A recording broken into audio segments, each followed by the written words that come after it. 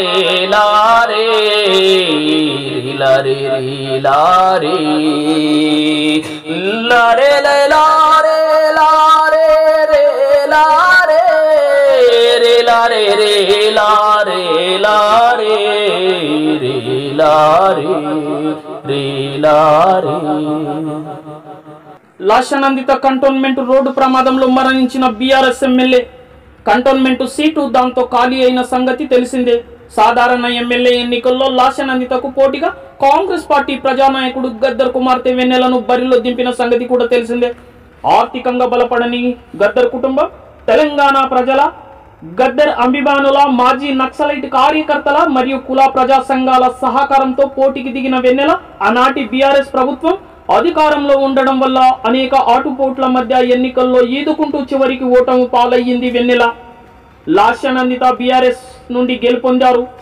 తర్వాత కాంగ్రెస్ ప్రభుత్వం రావడంతో గద్దర్ అవార్డులను ప్రకటించిన ప్రభుత్వం గద్దర్ మీద కాంగ్రెస్ పార్టీ మంచి ఆలోచనతో ఉందనుకున్న జనం నమ్మకాన్ని రోజు రోజుకు దూరం చేస్తుందనడానికి లాషనందిత మరణం తర్వాత వచ్చిన ఉప ఎన్నికల్లో వెన్నెలకు సీటు ఇవ్వకపోవడానికి కారణంగా చెప్పవచ్చా, లేక పిసిసి అధ్యక్షులు ముఖ్యమంత్రి రేవంత్ రెడ్డి ఆచితూచి అడుగు వేస్తున్నారా అనుకోవచ్చా?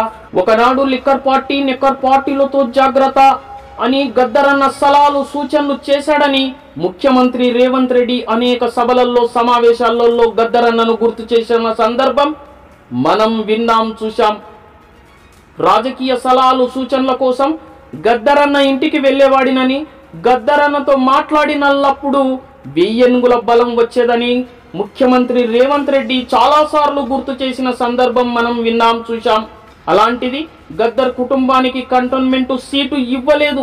దీన్ని బట్టి చూస్తే గద్దర్ కుటుంబాన్ని దూరం పెట్టినట్లా, లేక శ్రీ గణేష్ కు సీటు కట్టబెట్టి గద్దర్ కుటుంబానికి ఓ గౌరవపదమైన పదవి ఏదైనా ఇచ్చి గౌరవిద్దాం అనుకుంటున్నట్లా? మరి ఏది జరగబోతుందో వేచి చూద్దాం. ఏది ఏమైనా కాంగ్రెస్ పార్టీ గద్దర్ ఇమేజ్ ని కాంగ్రెస్ పార్టీ వాడుకున్నది అనేది జనం మాట. అందుకే రేవంత్ రెడ్డి గత ముఖ్యమంత్రిలా ప్రవర్తించి గద్దర్ కుటుంబం విషయంలో అబాసుపాలు కావద్దని కోరుకుందాం.